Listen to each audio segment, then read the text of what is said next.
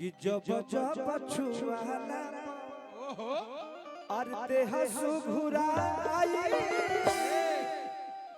अरे बुझी हो जवान भइलू माता तब आई। ई गाना हमार प्रमोद प्रेमी एंटरटेनमेंट पे छोटन मनीष जी के लिखल गाना रिलीज बा, आप सब सुनब प्यार से बात भाई। एगो गाना आप सबको सुनाई भाई। एगो मेहरारू अपना मर्द से कहते रजौ जब भी तू पढ़ के आवत रह तो तहर बोली सुने खातिर हमरा मन बेचैन हो जाता। अच्छा जब ले तू बोलत नहीं खाता बुझाता ये गूंग के लइका हवा। और औरतिया कहतिया का अरे की का करला पढ़ाई ए राजा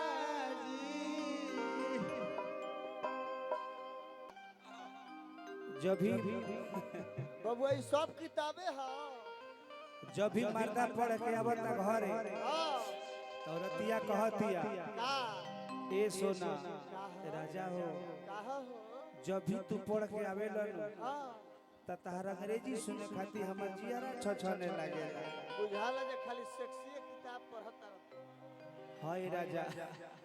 खाली ऊ वाला बात अंग्रेजी में बोलता हमरा से बड़ा अच्छा लागेला। हर की का करली पढ़ाई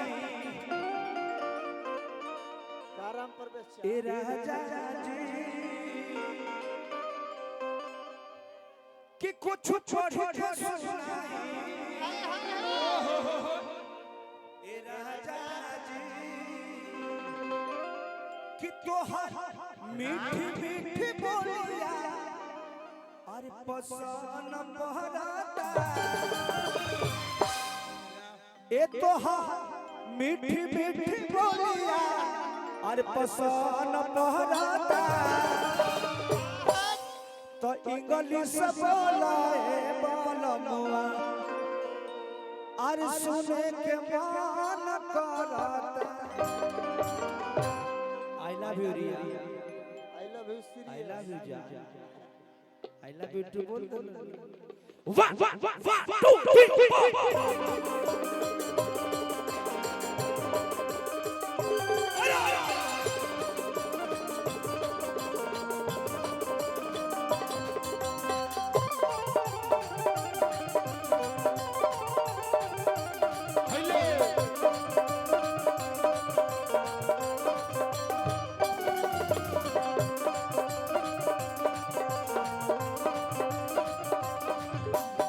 3 पढ़ाई ए राजा जी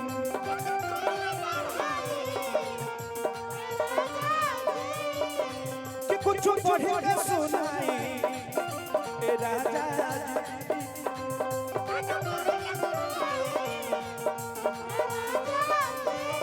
कि राउर मीठी मीठी बोलिया पसन पहराला राउर मीठी मीठी बोलिया पसन पहराता तो इंग्लिश बोलाए बोलमुआ सुने के मन करता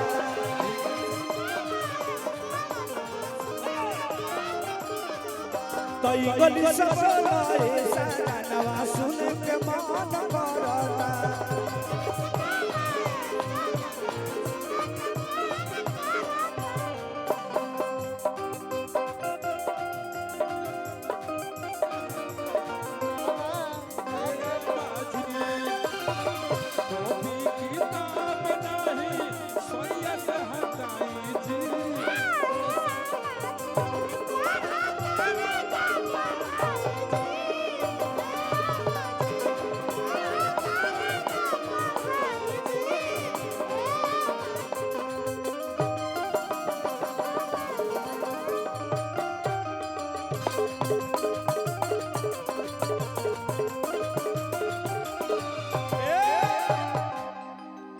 भोर रवा बेग उठा के जाई ले राजा जी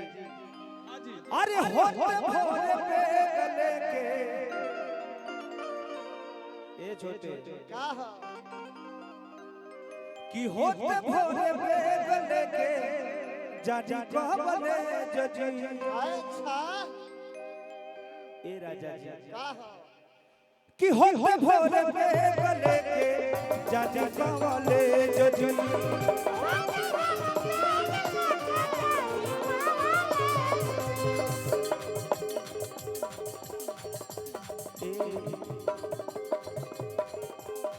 कि ट्यूशन में राजा रउआ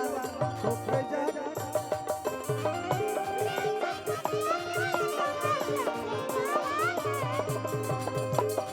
ट्यूशन वो रउआ करिले मोह पहिलवो से पढ़िले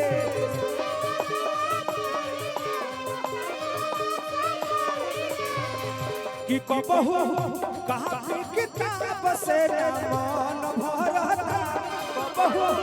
काफी किताब से मन भरता कई गली से बोलाए बोलनवा सुन के मन करता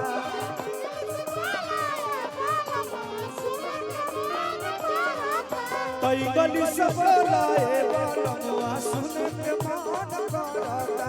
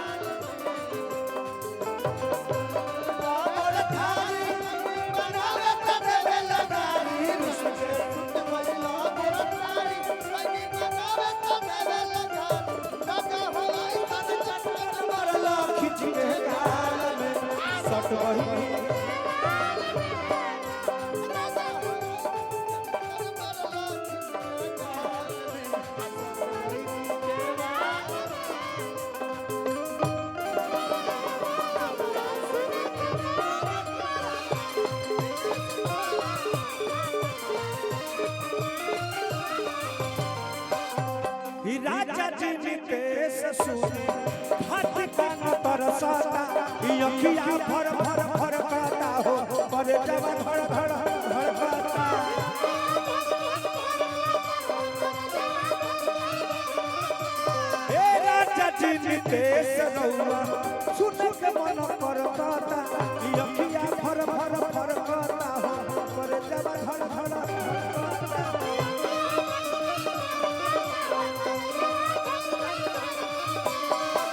कि कही तो प्यार से लव यू फफान बहराला कही तो प्यार से लव यू फफान बहराला कई गली से बोलाए बोलनवा सुन के मन करता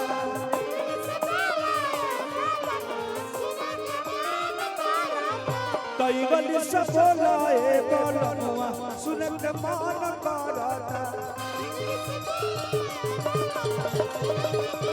कई से बोलाए बोलनवा सुन के मन करता